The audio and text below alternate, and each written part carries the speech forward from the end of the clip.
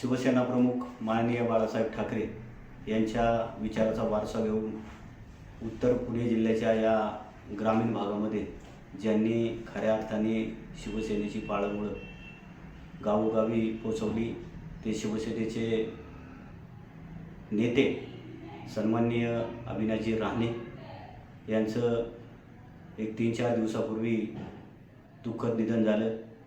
ही पुणे जिल्ह्यातील सर्व शिवसैनिकांना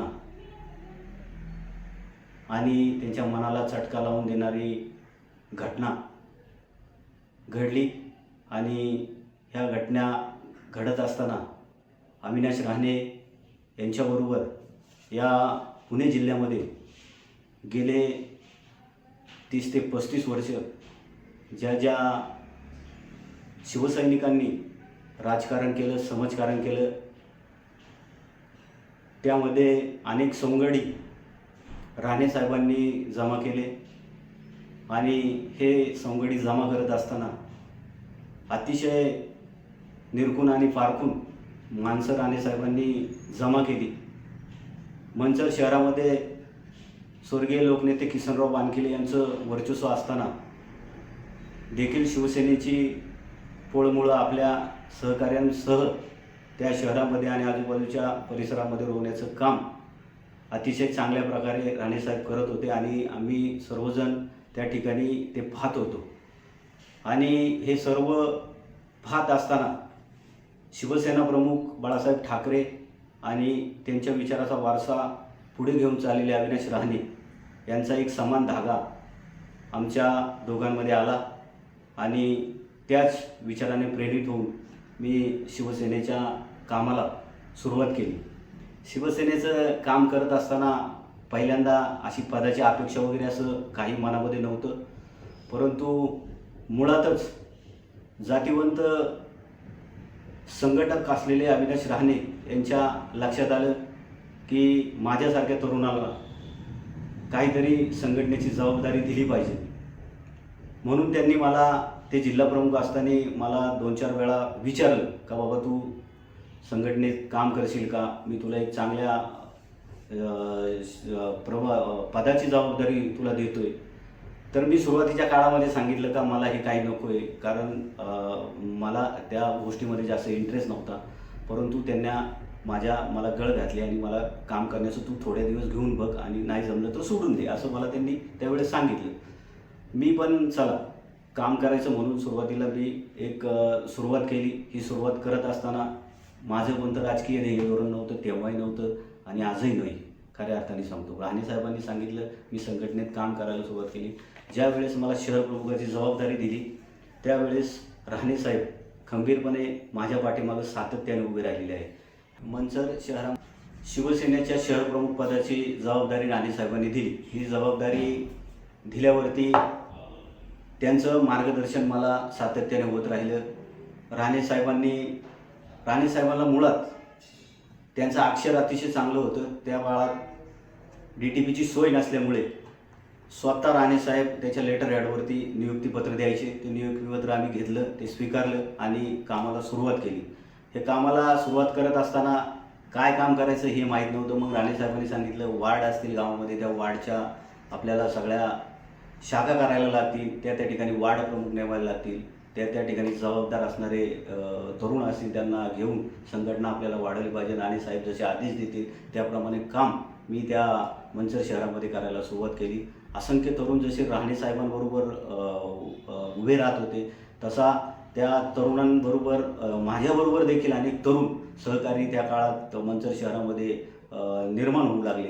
कारण राणे साहेब हे संपूर्ण त्यांचा प्रवास जर आपण पाहिला तर हे फुल टाईम राजकारण करायचे।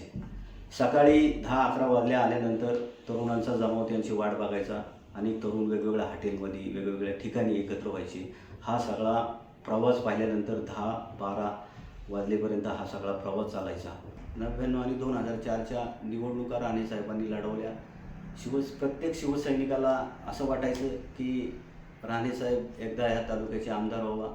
एक ज्यांच्या संघटनेसाठी अतिशय कष्ट केले तो कार्यकर्ता आमदार व्हावा अशी सर्वांची इच्छा असायची आणि त्या इच्छेतनं ती लोक काम करायची.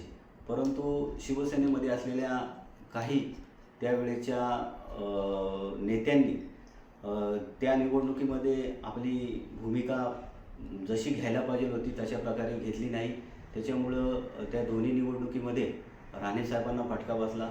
हा राजकीय फटका जरी असला तरी त्यांचं कारण अर्थकारणाशिवाय राजकारण पुढं चालत नाही.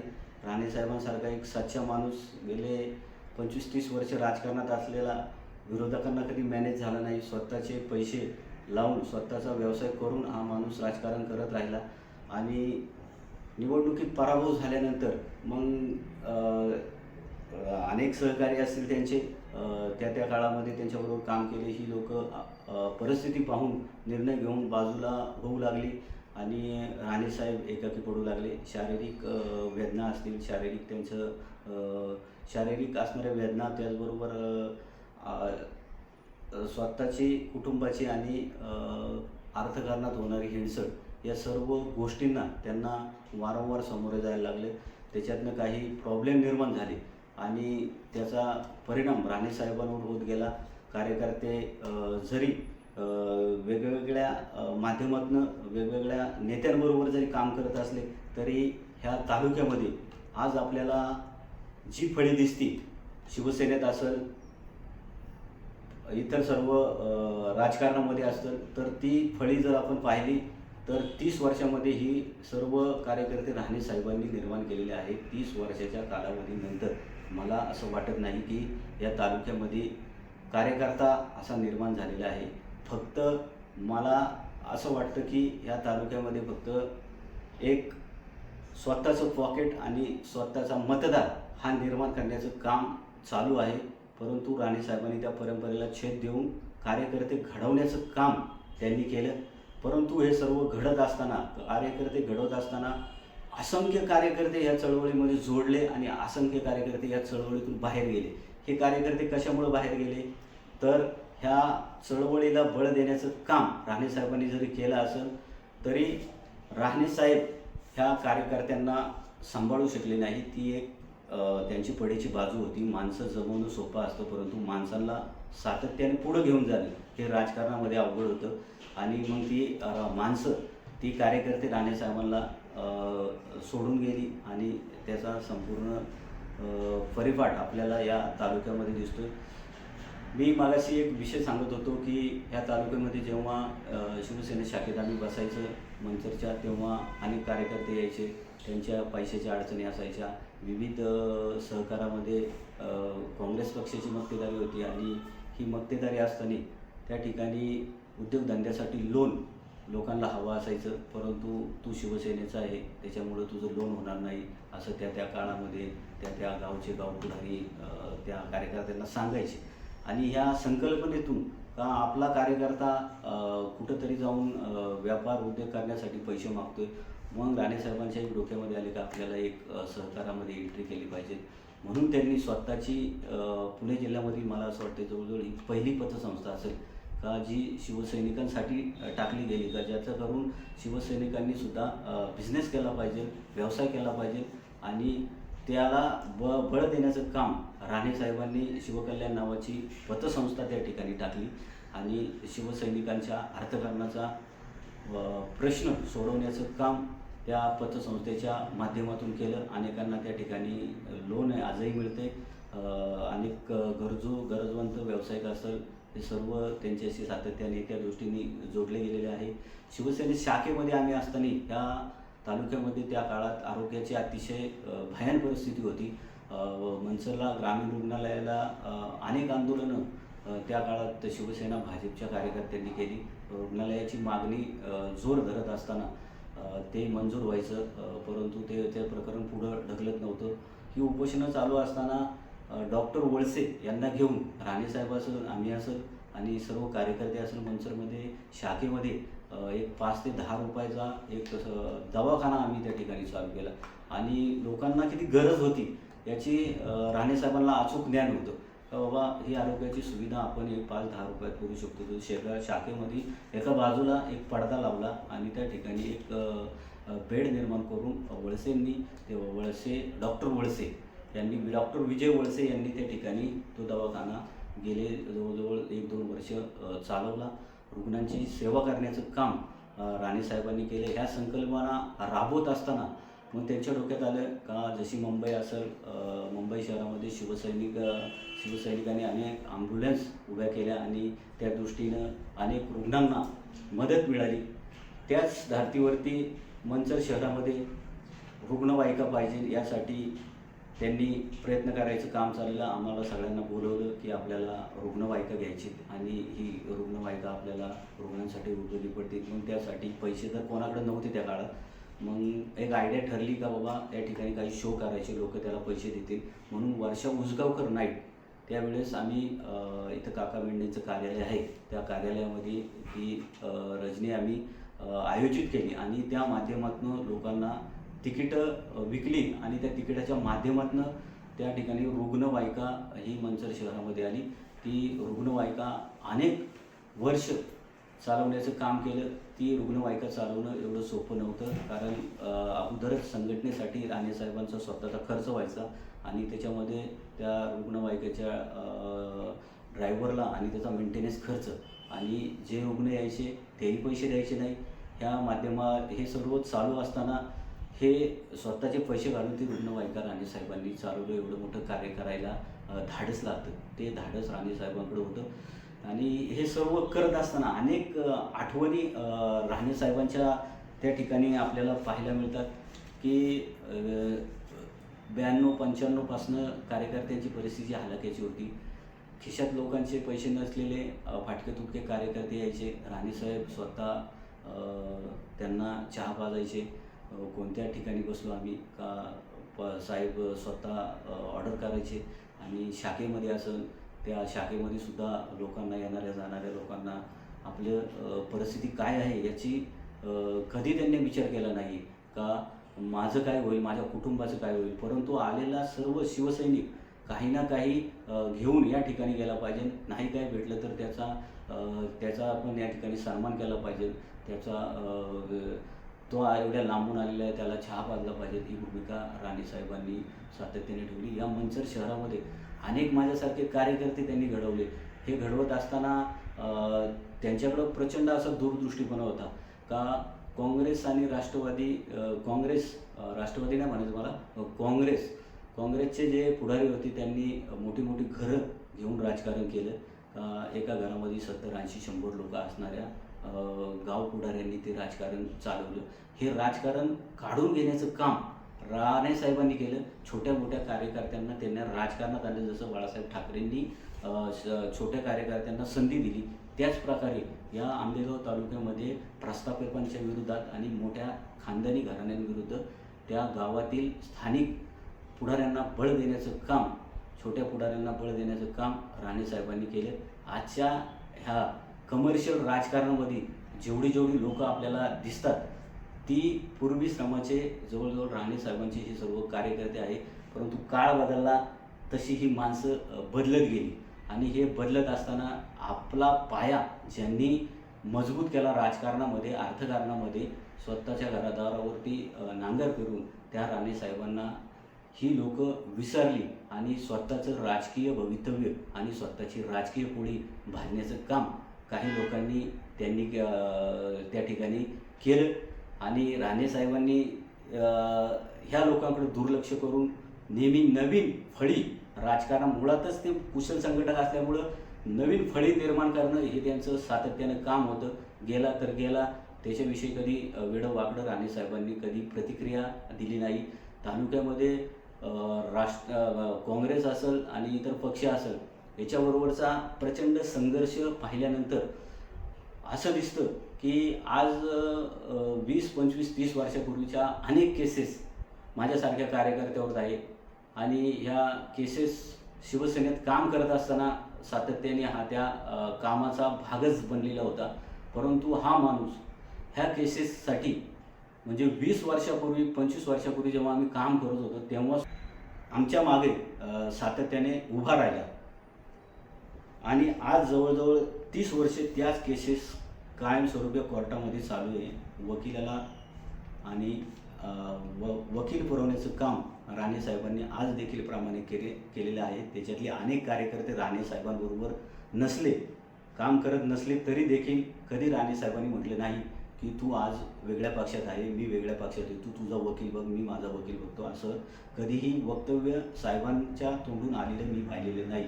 आज आमची केस घोडेगाव कोर्टामध्ये एक आंदोलनाची केस चालू आहे 2004ची. तर त्या केसेससाठी आम्ही सातत्याने एकत्र येत असतो जुने शिवसैनिक. त्यावेळेस विचारमंथन होतं.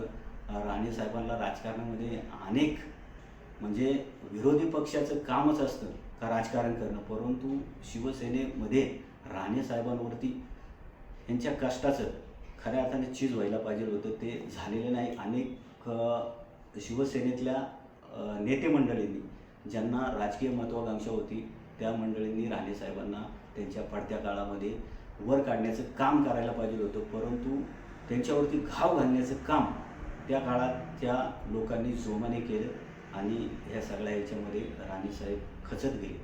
आणि राणेसाहेब जरी खचले असेल तर ह्या मंचर शहर असेल, या पुणे जिल्हा असेल, ह्या भागामध्ये राणेसाहेबांविषयी वाईट बोलणारा माणूस 2 वेळा राणेसाहेबांनी पक्ष बदलला, परंतु वाईट बोलणारा माणूस कधी तुम्हाला दिसणार नाही. विरोधी पक्षाने दिला नाही तेवढा शिवसेनेतील अंतर्गत गटबाजीने आणि राजकारणाने राणेसाहेबांना प्रचंड त्रास दिला. परंतु हे सगळं विसरून हा माणूस उभा राहण्याचा सातत्याने प्रयत्न करीत होता. मध्यंतरी त्यांचा वाढदिवस झाला, तो वाढदिवस मी साजरा केला आणि छत्रपती शिवाजी महाराज चौकामध्ये साजरा केला. त्यावेळेस मी सांगितलं की पूर्वीची शिवसेना आणि आत्ताची शिवसेना याच्यामध्ये खूप मोठा अंतर पडलेलं आहे. का शिवसेना म्हणजे आजचा जिल्हाप्रमुख 2 तालुक्याचा जिल्हाप्रमुख आहे. राणेसाहेब असताना पूर्ण 6 मतदारसंघ शिरूर लोकसभा खेड लोकसभा मतदारसंघाचे भोर, मावळ, मुळशी, वेल्हा या ठिकाणी हा माणूस सकाळी उठला, स्वतःच्या पदरमोडीने स्वतःचे पैसे खर्च करून डिझेल पेट्रोल टाकून हा माणूस त्या ठिकाणी सातत्याने कार्यकर्त्याच्या संपर्कामध्ये असायचा. आणि हा संपर्क सातत्य ठेवणं, या संपर्कामध्ये हे सर्व मुश्किल होतं त्या काळामध्ये. ते संपूर्ण काम त्यांनी त्या काळामध्ये केलं. आज ह्या उत्तर पुणे जिल्ह्यामध्ये शिवसेनेला अतिशय चांगले दिवस गेले 15-20 वर्षाच्या कालखंडामध्ये आले. त्याचा पाया जर कुणी रचला असेल तर अविनाश राणे आणि त्यांच्या सर्व सहकार्यांनी तो पाया रचला. आणि हा पाया रचत असताना विशेष म्हणून तुम्हाला आज या ठिकाणी सांगावंसं वाटतं, त्यांच्या आठवणीच्या निमित्ताने कोणताही फंड असेल, कोणतंही आमिष असेल असं कधी त्यांच्याकडं नव्हतं. कारण फंड ही संकल्पना, विकास काम ही संकल्पना त्यावेळेस इथं आमदार नसताना, खासदार नसताना सगळं स्वतः उभं करायचं. सरकार नसताना लोक जमा करायची, एवढं सोपं काम नव्हतं. परंतु हा माणूसच मुळात संघटन कौशल्य त्याच्याकडं असल्यामुळं हा माणसं जोडत जायचा आणि त्या माणसांना प्रेम द्यायचा, त्या माणसाशी प्रेमाने बोलायचा. त्याच्यामुळे त्याचे वैयक्तिक संबंध त्या लोकांबरोबर कायम चांगले राहिले. आणि हे सर्व संबंध चांगले राहत असताना त्यांचा काहीतरी गैरफायदा घ्यायचा आणि त्यांच्याविषयी त्या लोकांकडून काहीतरी आपल्याला पाहिजे असं कधी ध्येय राणेसाहेबांचं नव्हतं. अतिशय निरपेक्ष भावनेने 25-30 वर्षे या विभागात त्यांनी काम केलं. मंचर शहरामध्ये स्वर्गीय लोकनेते किसनराव मानकिले यांनी त्यांना पंचायत समितीची निवडणूक लढवण्याची संधी दिली. राणेंना संधी मिळाली आणि राणेंचा संधी मिळत असताना ह्या गावातील लोक स्वर्गीय किसनराव मानकिले म्हणून तो उमेदवार निवडून देण्याची त्यावेळेची प्रथा होती. त्यावेळेस अविनाश राणे यांना पंचायत समितीचं तिकीट दिलं आणि प्रचंड मताने अविनाश राणे साहेब निवडून आले. आणि निवडून आल्यानंतर फक्त निवडून येणं हे आपलं काम नव्हतं. लोकनेते किसनराव मानकिलेंनी जसा त्यांचा प्रवास पंचायत समितीत केला आणि तो करत असताना आजूबाजूच्या वाड्या वस्त्यांमध्ये थेट घरामध्ये किसनराव मानकिले यांचा सर्वांशी संपर्क होता. त्याची नाळ पकडून अविनाश राणेंनी ह्या लोकांशी कॉन्टॅक्ट करायला सुरुवात केली आणि या मंचर शहरामध्ये आणि आजूबाजूच्या परिसरामध्ये त्याच पद्धतीचं काम किसनराव नंतर अविनाश राणेंनी उभं केलं. आणि अविनाश राणे मंचरच्या शहरामध्ये, मंचरसारख्या शहरामध्ये एक घर असताना देखील असंख्य इथल मूळ जे रहिवासी असेल ते संपूर्ण समाज त्यांच्या पाठीमागं सातत्याने उभा राहिला.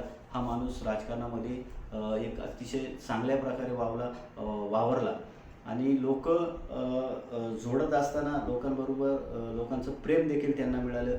कालची घटना जेव्हा लोकांना समजली की राणेसाहेब गेले, तेव्हा लोकांची प्रतिक्रिया, तुम्ही आजही गेले तरी लोक सांगतात की एक राणेसाहेबांसारखा एक चांगला माणूस, ज्याला राजकारणामध्ये यश अपयश आले, परंतु हा माणूस अतिशय चांगला होता, ज्याच्यावरती राजकारणामध्ये कोणताही आरोप नाही आणि एक चांगला माणूस, नेहमी कौतुकानं बोलणारा, एक हसतमुख असलेला हा माणूस आपल्यातनं गेला, हे या मनसरकरांना आणि आजूबाजूच्या शिवसैनिकांना मान्य होत नाही.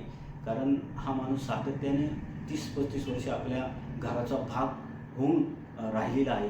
याची जाणीव ह्या तालुक्यातील नव्हे तर पुणे जिल्ह्यातील सर्व शिवसैनिकांना नेहमीच असते आणि ती येणाऱ्या काळामध्ये लोकांना ती तशीच राहील. आणि राणेसाहेबांच्या आठवणी का त्या सातत्याने या लोकांबरोबर राहतील, ज्यावेळेस संघटनेचा प्रामाणिक कार्यकर्त्यांचा, बेईमान राजकारणामध्ये प्रामाणिक कार्यकर्त्यांचा फळी ज्यांनी निर्माण केली ते राणेसाहेब. त्यांना राजकारणात काय फायदा नाही झाला, परंतु त्यांच्या केलेल्या कामावरती अनेकांनी त्यांचं त्यांचे संघटन वापरून या ठिकाणी अनेकांना अनेक पदं मिळाली. परंतु संघटना मोठी असती आणि संघटनेत काम केल्यानंतर आपल्याला काय काय मिळतं हे राणेसाहेबांनी दाखवून दिलेलं आहे. त्याच्यामुळं मला राणेसाहेब गेले याचं दुःख हे मला सातत्याने होतं. आजही मी तुमच्याशी बोलत असताना आतून असं भरून येतं की ज्या माणसाने आपलं संपूर्ण आयुष्य राजकारणात झोकून दिलं, त्या माणसाला राजकारणात काय मिळालं असा कधी कधी आम्हाला प्रश्न पडतो.